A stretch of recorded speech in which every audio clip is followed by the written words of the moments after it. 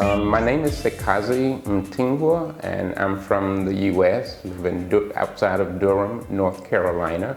I'm a high energy physicist and accelerator physicist for my research, and I'm a judge for the U.S. Nuclear Regulatory Commission, and also do a lot of work in developing countries trying to create science opportunities for students and faculty.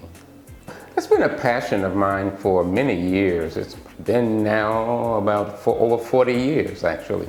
And I think it's extremely important for Africa to build its scientific base to tackle the problems that are occurring, like the COVID. That's the most explosive example of the kind of thing that we've had to encounter. And I think it's important for African countries to be prepared to solve these problems because they're becoming more complex.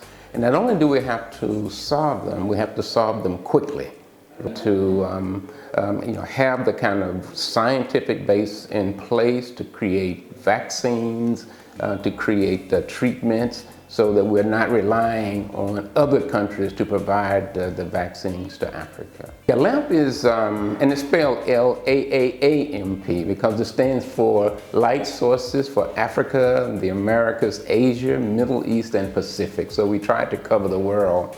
And the main thing that we do is to try to provide training for faculty and students to use these large research infrastructures called synchrotron light sources.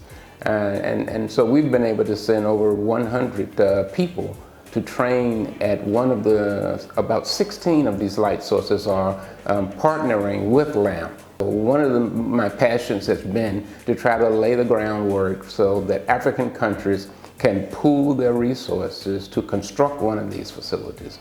Extec Lab is actually a product of the LAMP project. What happened is that we sent Professor Thierry Dalmeida to Benin to discuss with people here what these synchrotron light sources are all about. And President Patrice Talon was able to hear about this, and somehow or another, he allowed and planted the groundwork for us to collaborate with the government officials here to create Extec Lab.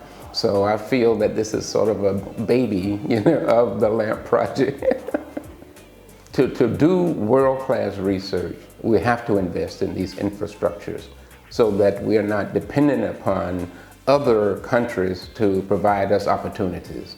For instance, these synchrotron facilities offer many experiments that you can conduct at the same time. So African countries need to have this.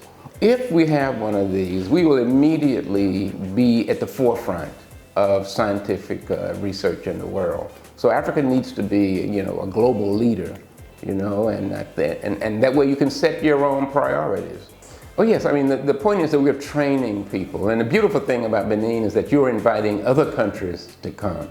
And so we have, people in the training session from Kenya, I met Zimbabwe, Nigeria. And so it makes everybody easily collaborate with each other. And connections are made, and this type of device, students will learn, what they are capable of doing.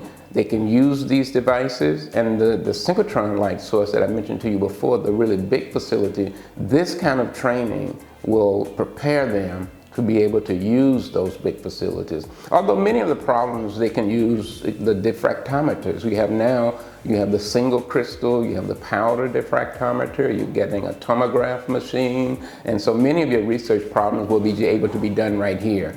And the important thing is that once people learn how to use the equipment, they can go back to their home institutions and they can prepare samples and send them through the mail here. And the people here on the ground, Marielle Bahumbata and Sijuan Bonu can help people to measure it for them and send it back. So they don't even have to travel here. They can work remotely. Well, you had a number of accomplishments. The sheer number of students and other professionals even who have trained here. The numbers are in the hundreds now. And you are only maybe about 4 years old. It's amazing. And you have great people People, Professor Dr. Akbar Humbata and Bonu, I mean, they've just made all kinds of contacts. And one big thing that they've done was to set a model for other regions to emulate. And in particular now, we're using X-TechLab now as a model for a similar facility in Jamaica. And in fact, the professor there, Marvadine Singh Wilmot, participated online in last year's X-TechLab training session. And she's working hard now to create a similar situation, similar facility in Jamaica to serve the greater Caribbean region. So X-TechLab is a real leader now. And we're thankful to Sèmè City and President Talon for that.